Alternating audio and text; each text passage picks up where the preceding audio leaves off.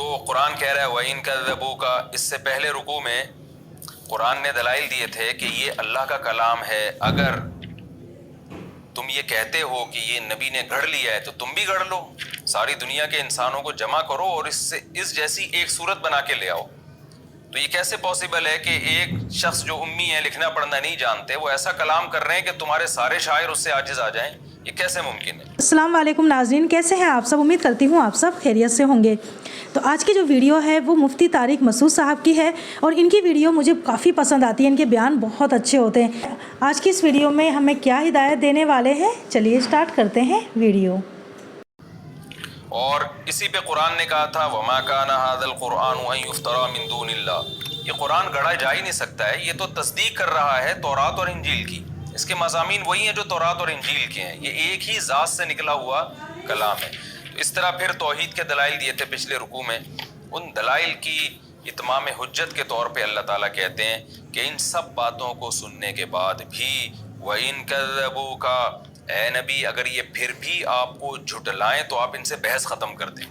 یہ ظاہر ہے مخصوص قسم کے مشرکین سے خطاب کا کہا جا رہا ہے، کیونکہ نبی نے پھر ان سے بحث ختم کر کے دوسروں سے شروع کر دی، ان کو سمجھانا شروع کر دیا، یعنی بتایا جا رہا ہے کہ ان پہ اپنا ٹائم ویسٹ نہ کریں، بلکہ آپ ان کو کیا کہیں وَإِن كَذَّبُوكَ، یہ سب کچھ سننے کے بعد بھی اگر یہ آپ کا انکار کریں فَقُلْ، تو آپ کیا کہہ دیں لِي عَمَلِي، میرے لیے میرا عمل، وَلَكُمْ عَمَلُكُمْ، تمہارے لیے تمہارا عمل ہے۔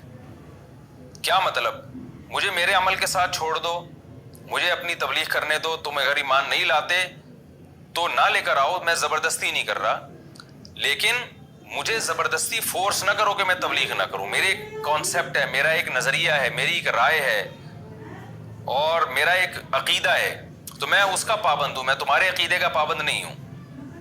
تم اگر بت پرستی کر رہے ہو تو کرتے رہو، انتم بریئون مما اعمل، جیسے میں جو عمل کر رہا ہوں تم اس سے بری ہو، تم سے نہیں سوال ہوگا اس کے بارے میں کہ محمد صلی اللہ علیہ وسلم وہ بتوں کو کیوں نہیں پوچھتے تھے، محمد صلی اللہ علیہ وسلم توحید کا پرچار کیوں کرتے تھے، تو تم اس سے بری ہو، اس کی ذمہ داری تم پر نہیں ہے۔ وَأَنَا بَرِيءٌ مِّمَّا تَعْمَلُونَ، اور تم جو کچھ کر رہے ہو میں بھی اس سے بری ہوں، میں اس کا ذمہ دار نہیں ہوں۔ تم جو بتوں کی عبادت کر رہے ہو اور باپ دادا کی غلط رسومات میں پیروی کر رہے ہو، تو جیسے اس کا ذمہ دار میں نہیں ہوں تو ایسے ہی میں جو کچھ کر رہا ہوں تم بھی اس کے ذمہ دار نہیں ہو، تو پھر بحث کیسی ہماری؟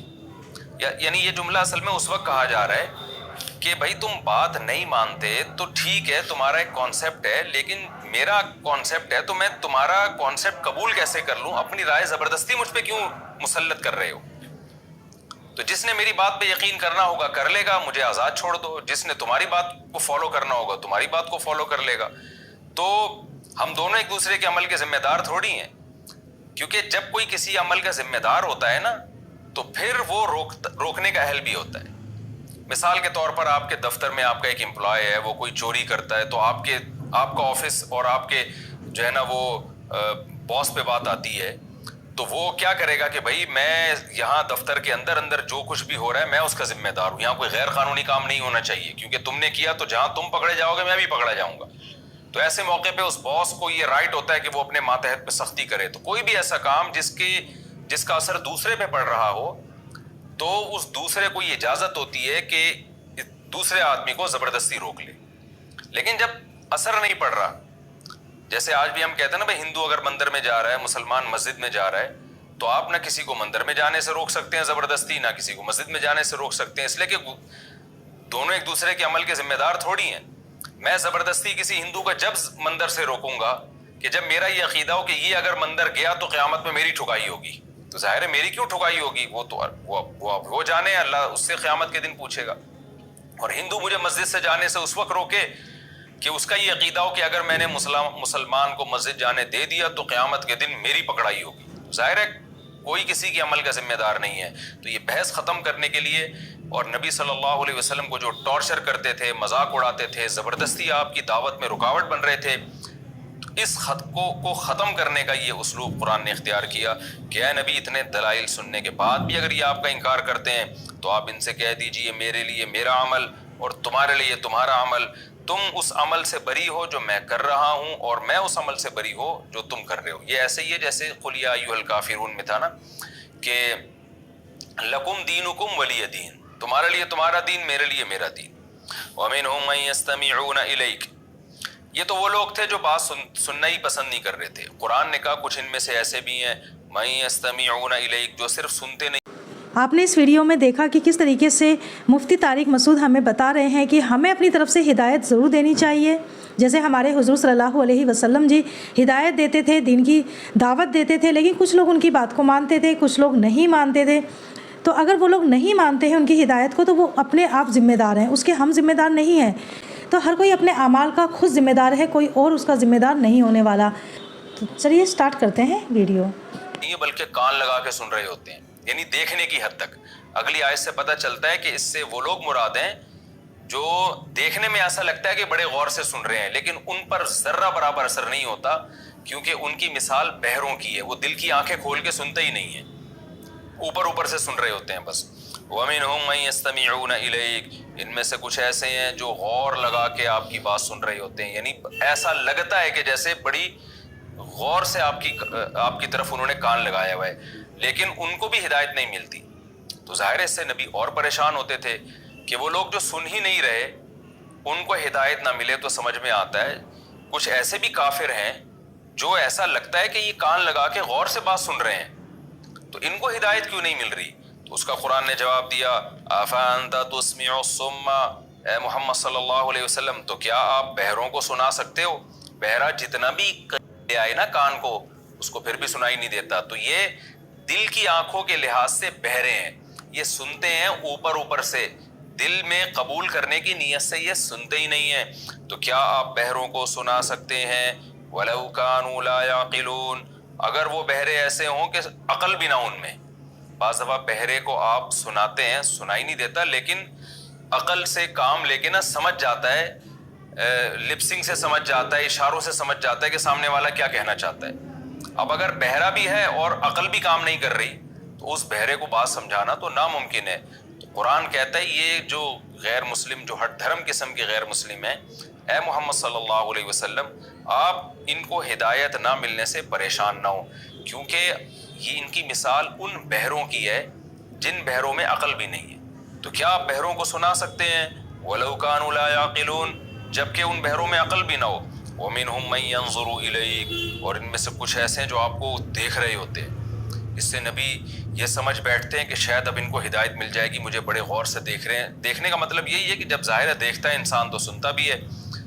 تو قرآن کہہ رہے نا نا نا نا نا أَفَأَنْتَ تَهْدِي الْعُمْيَ، کیا آپ اندھوں کو سیدھے راستہ دکھا سکتے ہیں کیا؟ اندھے کو کہاں دکھایا جا سکتا ہے، ہدایت دی جا سکتی ہے کہ یہ سیدھے راہ، اس کو تو نظر ہی نہیں آ رہا بیچارے کو۔ وَلَوْ كَانُوا لَا يُبْصِرُونَ، جبکہ اس اندھے میں بصیرت بھی نہ ہو۔ بعض دفعہ ایک شخص نابینا ہوتا ہے مگر اس میں اللہ نے دل کی آنکھیں ایسی اس کی کھولی ہوئی ہوتی ہیں کہ وہ بھی اشاروں سے اور کچھ اپنی چھٹی حص استعمال کر کے کچھ نہ کچھ ٹریس کر لیتا ہے کہ سامنے والا کیا دکھانا چاہ رہا ہے مجھے۔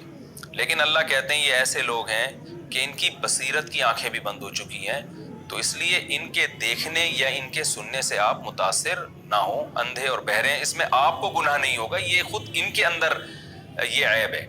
نبی صلی اللہ علیہ وسلم کو یہ بھی فکر ہوتا تھا نا، فکر ہوتی تھی کہ شاید میری دعوت میں کوئی کمی ہے، میرے اخلاص میں شاید کوئی کمی نہ ہو، یا میرے جذبے میں شاید کوئی کمی ہے جس کی وجہ سے ان پر اثر ہی نہیں ہو رہا۔ تو آپ بہت ٹینشن میں آتے تھے، کیونکہ ظاہر ہے اللہ نے آپ کو آخری نبی بنایا اور آپ کے ذمہ دعوت کا عظیم کام لگایا، اور اللہ نے یہ بھی کہا وَإِن لَّمْ تَفْعَلْ فَمَا بَلَّغْتَ رِسَالَتَكَ، قرآن میں دوسرے مقام پہ آتا ہے کہ اے نبی آپ اللہ کا پیغام پہنچائیے، اگر آپ نے پہنچانے میں کمی کی تو پھر اللہ یہی سمجھے گا آپ نے رسالت کا حق ادا نہیں کیا۔ تو یہ دھمکیاں بھی قرآن میں نازل ہو چکی ہیں۔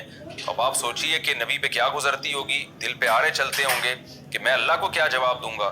تو اس لیے اللہ اپنے حبیب صلی اللہ علیہ وسلم کو تسلیاں دیتا ہے کہ یہاں آپ کی دعوت میں کوئی کمی نہیں ہے، اصل میں سامنے جو مجمع آپ کے سامنے آ کے بیٹھ گیا ہے وہ اندھے اور بہرے ہیں، اور ایسے اندھے اور بہرے جن کی نہ بصیرت کی آنکھیں ہیں اور نہ جن کی عقل کام کر رہی ہے۔ اب سوال پیدا ہوتا ہے اللہ تو نے لوگوں کو ایسا اندھا بہرا بنا کیوں دیا کہ جن کی عقلوں پہ مہر لگ گئی ہو؟ یہ بھی تو اللہ ہی کرتا ہے نا یہ کام۔ قرآن میں ہے نا ختم اللہ علی قلوبہم، اللہ نے ان کے دلوں پہ اسٹیمپ لگا دی ہے، مہر لگا دی ہے۔ تو اے اللہ تو نے انسانوں میں ایسے انسان پیدا کیوں کیے جن میں سننے کی صلاحیت ہی ختم ہو گئی، عقل ہی ختم ہو گئی, دیکھنے کی صلاحیت ہی ختم ہو گئی. تو اس کا جواب اللہ دے رہا ہے ان اللہ لا یظلم الناس شیئا, دیکھو اللہ لوگوں پہ ذرہ برابر بھی ظلم نہیں کرتا. یہ جان کر زبردستی اللہ نے ایسا نہیں کیا کہ ان کے اندھا بہرا بنا دیا. وَلَكِنَّ النَّاسَ أَنفُسَهُمْ يَظْلِمُونَ, لیکن لوگ ہی اپنی جان پہ ظلم کرتے ہیں. کیا مطلب؟ انہوں نے ایسی بدعمالیاں کی ہیں کہ اپنے دل کی حالت کو انہوں نے خود چینج کر دیا ہے.